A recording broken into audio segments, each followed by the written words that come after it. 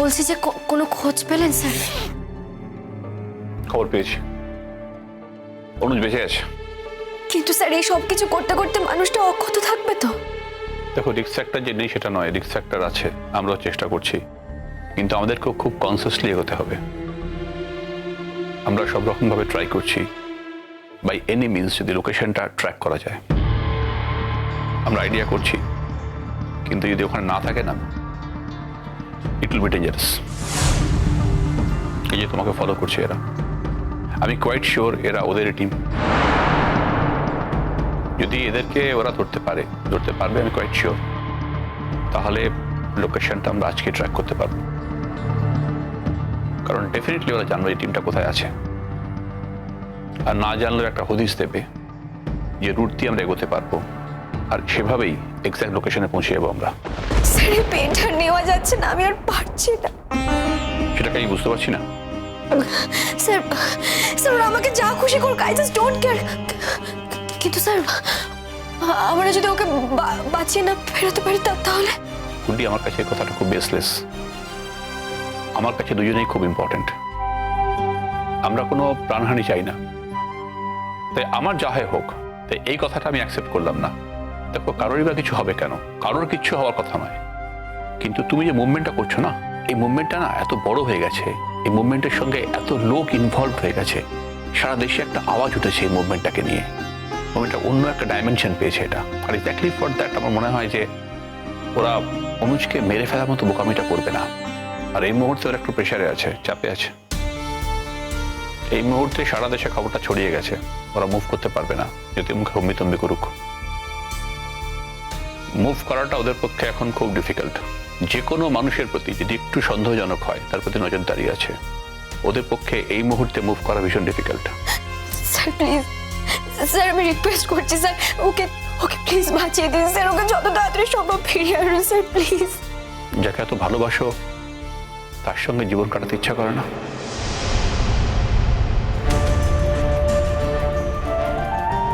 একটু পার্সোনাল স্পেসে এন্টার করছি, কিন্তু অ্যাকচুয়ালি তুমি তো আজকে আমার বাড়িতে এসছো, একটু পার্সোনাল কথা তো হতেই পারে। জীবনে সব ইচ্ছে কি আর পূর্ণ হয় স্যার? অনেক ইচ্ছেকেই তো সংযত করে রাখতে হয় স্যার। আমার সব থেকে বড় ইচ্ছে এটাই, মানুষটার বেঁচে থাকা। প্লিজ স্যার, প্লিজ মানুষটাকে ফিরিয়ে দিন স্যার, উনি যেন বেঁচে ফিরে আসে।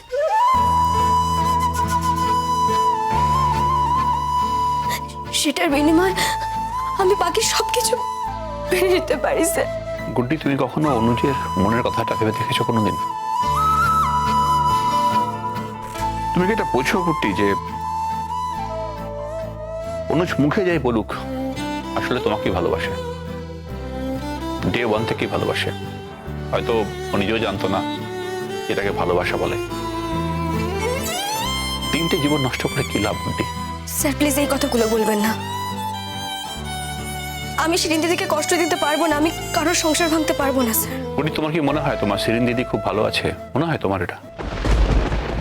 স্বামী স্ত্রীর মধ্যে যদি কোথাও কোনো ফাঁক থাকে, সেখানে কি ভালো থাকা সম্ভব? আর যদি স্বামী অন্য কোনো মহিলাকে ভালোবাসে, তাহলে স্ত্রী কি সেটা বোঝে না? আর সেটা বোঝার পরেও কোনো স্ত্রী তার স্বামীকে নিয়ে সুখে থাকতে পারে? স্যার আমি আপনাকে গ্যারেন্টি দিয়ে বলছি, শিরিন দিদি এসব কিচ্ছু বোঝে না স্যার।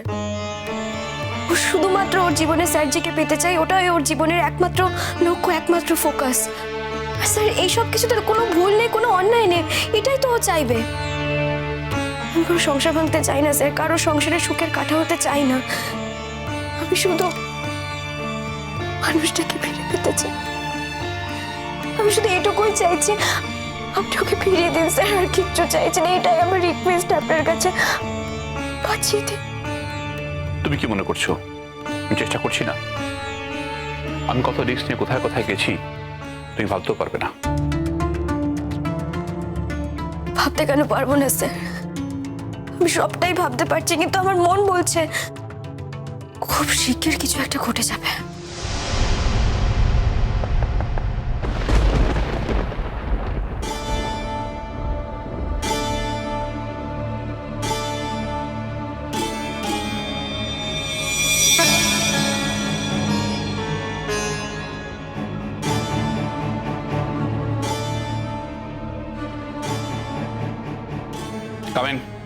চল স্যার ছেড়ে দিন স্যার স্যার স্যার থানায় নিয়ে চল। স্যার আমাদের দোষটা কি স্যার? কি দোষ সেটা নিজেরা স্বীকার করো, কবুল করো। নাহলে আমরা যদি স্বীকার করাই না তাহলে একটু পরিশ্রম হবে, খুব ভালো যাবে না জিনিসটা। কি হবে আর কি, মানে তোমাদের হাড়গুড়গুলো সব টুকরো টুকরো হয়ে যাবে। তবে হ্যাঁ, তোমাদের পুরোপুরি মারবো না। মারবো না এই কারণেই যে তোমাদের মেরে ফেললে আমি অনেক কিছুর হদিশ পাবো না। এটা বলো আমাকে যে এই মেয়েটাকে ফলো করছিলে কেন? তোমরা রবিনের দলের লোক, তাই তো? কে রবিন স্যার?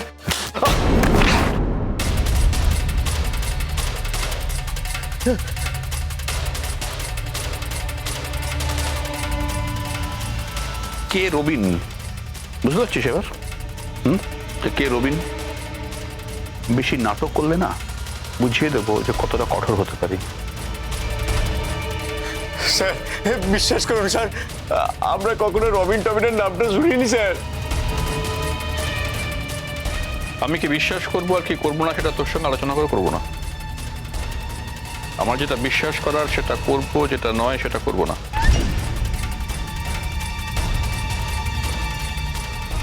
শুধু এটা বল যে তোরা কোথায় যাবি, জেলে না ঠিকানাটা বলবি? কাদের ঠিকানা স্যার?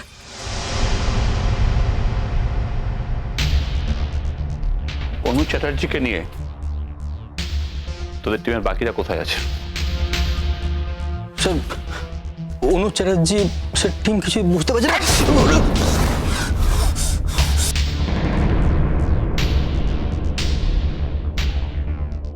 এবার কিছু কিছু বুঝতে পারছো না, এখনো কিছু বুঝতে পারছো না। তোমাদের ধরে তোমাদের বাড়ির সমস্ত লোকের খবরাখবর নেব, তারপরে বাড়ির লোকের কি হ্যারাসমেন্ট হবে সেটা বুঝতে পারবে। আর যদি সত্যি কথাটা বলে দাও না, তোমাদের কেউ কোনো ক্ষতি করতে পারবে না। আমরা যখন এসছি ফিল্ডে, সত্যি না জেনে আমরা যাব না।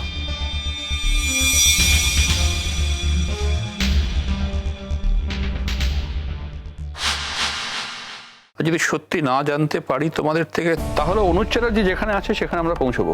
আর যদি একবার অনুজ চ্যাটার্জিকে বার করে নিয়ে আসতে পারি, ওকে একা বার করবো না, পুরো টিমটা গেছে না, ওকে নিয়ে প্রত্যেকটাকে বার করবো। প্রত্যেকের মনের জোর হয়তো তোমাদের মতো নাও থাকতে পারে। মার খাওয়ার আগেই সব কথা বলে দেবে। তাই বলছিলাম যে তোমরা ফালতু স্যাক্রিফাইস কেন করছো? বলো কোথায় আছে, বলো। একটা কথা বলি, এতগুলো বন্দুক আছে না, এক একটা গুলো যদি তোমাদের ঝাঁঝরা করে দেয় না, বাইরে কোটেরও পাবে না। তোমাদের জীবনটা এভাবে শেষ করবে। বাড়ি থেকে কে আছে?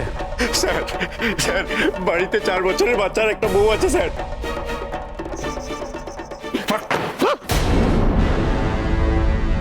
লজ্জা করে না? লজ্জা করে না? 4 বছরের বাচ্চা কি জানছে, বউ কি জানছে? মেয়েকে ফলো করছো, মেয়েকে ফলো করছে, ওকে তুলে নেবে বলে, ওকে খারাপ কাজে ইউজ করবে বলে।